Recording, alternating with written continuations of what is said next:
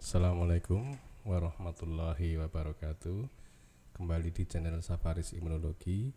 Kali ini kita akan membahas mengenai hepatitis yang tidak diketahui sebabnya ya. Ini permasalahan yang viral akhir-akhir ini ya. Nanti kita akan membuat beberapa video. Yang video pertama ini adalah yang kali ini nanti adalah pembahasan secara ringkas.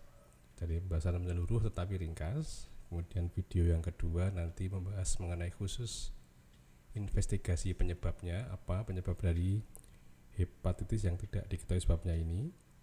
Yang ketiga adalah membahas kaitan hepatitis yang tidak diketahui sebabnya ini dengan COVID-19 dan vaksin COVID-19. Nanti yang video yang keempat adalah alur penapisan atau screening kasus probable dari hepatitis yang tidak diketahui sebabnya ini. Nah, untuk kali ini pembahasannya adalah mengenai nama lain dari acute hepatitis of unknown etiology atau hepatitis akut yang tidak diketahui sebabnya. Yang kedua adalah kita nanti membahas mengenai apakah dulu pernah ada kasus-kasus hepatitis yang tidak diketahui sebabnya. Kemudian overview dari wabahnya itu, kemudian informasi dan himbauan dari beberapa organisasi kesehatan, kemudian kita bahas mengenai hepatitisnya dari penyakit ini, kemudian sebabnya kira-kira apa, kemudian bagaimana definisi kasusnya, dan bagaimana cara pemeriksaannya. Kita mulai dulu yang pertama, nama lain dari acute hepatitis of unknown etiology itu ada yang menyebutnya sebagai acute severe hepatitis of unknown origin. Ada yang menyebutnya sebagai acute hepatitis of unknown origin, nggak pakai severe ya. Ada yang menyebutnya sebagai acute hepatitis cases of unknown etiology. Ada yang menyebutnya hanya sebagai hepatitis of unknown origin. Ada yang menyebutnya juga sebagai hepatitis of unknown etiology ya. Nah, untuk penyebutan istilah etiologi itu ada yang nulisnya pakai A begini, ada yang tidak pakai A, sama aja maksudnya ya. Kita lanjutkan. Apakah dulu pernah dilaporkan mengenai hepatitis akut yang tidak diketahui sebabnya ini? Ya, ternyata ada ya. Tahun 2003, tahun 2009 ya, itu pernah dilaporkan mengenai hepatitis akut yang tidak diketahui sebabnya ini. Ya, cuma bedanya waktu itu menyerang pada dewasa, lah ini menyerang pada anak-anak terutama ya. Apakah itu dua hal yang sama dengan yang sekarang? Wallahu alam, tidak bisa dipastikan karena datanya tidak mencukupi untuk mengatakan itu. Tapi yang jelas disebut sebagai hepatitis akut yang tidak diketahui sebabnya itu karena itu hanya istilah awal saja, karena belum diketahui sebabnya. Nanti kalau sebabnya itu ketahuan, namanya akan berubah. Jadi ini seperti nama umum begitu ya untuk hepatitis akut, tetapi kita belum tahu sebabnya apa gitu. Ya, nanti ketika diketahui sebabnya pasti nama akan berubah. Nah, sekarang kita bicara tentang overview dari wabahnya sendiri. Yang pertama, sampai bulan April tanggal 21 tahun 2022 setidaknya itu ada 169 kasus dilaporkan oleh 11 negara Eropa dan Amerika ya.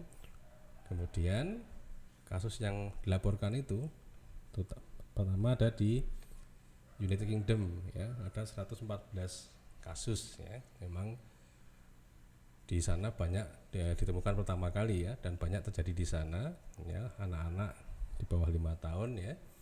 Kemudian di Spanyol ada 13 kasus. Kemudian di Israel ada 12, di Amerika ada 9, di Denmark ada 6, di Irlandia kurang dari 5, Belanda ada 4, Italia juga 4, Norwegia 2, Perancis ada 2 kasus, Romania 1, dan Belgia 1. Nah, cuma nampaknya ini menyebar di beberapa negara itu dengan cepat ya. Maka WHO mengatakan judulnya itu adalah multi country ya. Nah, apakah itu menyebar dengan cepat ataukah itu memang muncul sendiri-sendiri, tidak ada kaitannya satu dengan yang lain, ya belum bisa dipastikan ya. Nah, karena itu menyebar dengan atau ditemukan di beberapa tempat, maka beberapa badan kesehatan memberikan informasi dan himbauan ya, seperti misalnya WHO, Pan American Health Organization ya, CDC-nya Amerika dan CDC-nya Eropa ya, European CDC, bahkan Satgas COVID-19 juga memberikan informasi ya bahwa ada hepatitis akut yang tidak diketahui sebabnya menyerang pada anak-anak ya. Nah, memang angka kematiannya kecil ya, cuma ada dilaporkan beberapa yang sampai transplantasi hati ya. Nah, kita lanjutkan, kita bicara tentang hepatitis akut yang tidak diketahui sebabnya ini ya. Karena dia hepatitis, apa tuh hepatitis itu? Hepatitis itu ya mudahnya inflamasi hati atau peradangan hati ya, hatinya meradang karena penyebabnya itu. Kemudian nah, bagaimana tanda dan gejalanya? Ya, tanda dan gejalanya mengikuti tanda dan gejala umum dari hepatitis, cuma yang terbanyak itu adalah jaundice ya, matanya kuning, kemudian warna urinnya atau warna air kencingnya gelap ya. Gelap itu berarti pekat, gelap ya, seperti cola ya. Dan warna fesesnya atau warna tinjanya itu pucat ya, seperti dempul atau tidak seperti biasanya. Normalnya kan kuning muda sampai kuning agak tua ya. Nah, itu pucat ya. Nah, nausea atau mual, kemudian vomitus, muntah ya. Muntah itu merupakan gejala kedua yang tersering ya. Dan abdominal pain atau nyeri perut ya. Kemudian bisa pruritus, ini jarang, gatal-gatal. Kemudian nyeri otot, nyeri sendi, lesu dan atau kehilangan nafsu makan ya. Nah, demam itu paling jarang ditemukan untuk hepatitis yang tidak diketahui sebabnya ini ya. Ada yang melaporkan demam, tapi kebanyakan tidak melaporkan demam ya. Nah, ada satu lagi, gejala saluran nafas itu sangat jarang ya, lebih jarang ditemukan daripada demam. Nah, kita bicarakan apa sebabnya ya, hingga kini belum diketahui dengan pasti sebabnya itu apa ya, cuma diduga terkait dengan infeksi virus adenovirus. Cuma ini menyisakan permasalahan ya, yang insya Allah nanti kita bahas di video yang kedua ya. Apa permasalahannya, kenapa kok tidak bisa langsung dikatakan ini karena adenovirus gitu ya. Etiologi yang kedua adalah karena virus corona ya, yang kedua itu ya. Nah, sebab yang etiologi atau sebab yang berikutnya mungkin karena koinfeksi, infeksi bareng antara adenovirus dengan SARS-CoV-2 ya. Juga mungkin karena toksin atau racun ya, misalnya racun apa ya, metal misalnya ya, seperti yang dulu dicari itu metal ya, ternyata metalnya tidak ditemukan gitu ya. Nah, ini masih tanda tanya dan masih dievaluasi, walaupun kemungkinannya kecil untuk ini ya. Insya Allah di video kedua kita akan bahas lebih jauh tentang etiologi ini. Nah, kemudian bagaimana definisi kasusnya? Kapan dikatakan seseorang itu terkonfirmasi terkena hepatitis akut yang tidak diketahui sebabnya?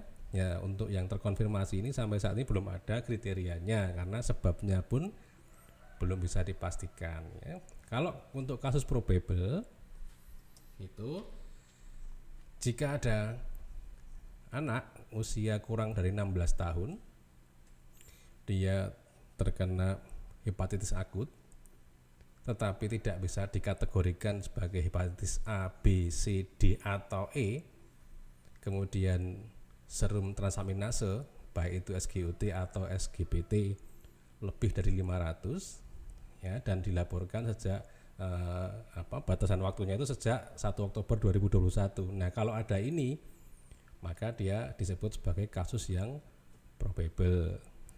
Kemudian epilingkit itu pasien seperti ini seperti yang ini yang probable di segala usia tetapi dia punya kontak erat dengan yang kasus probable.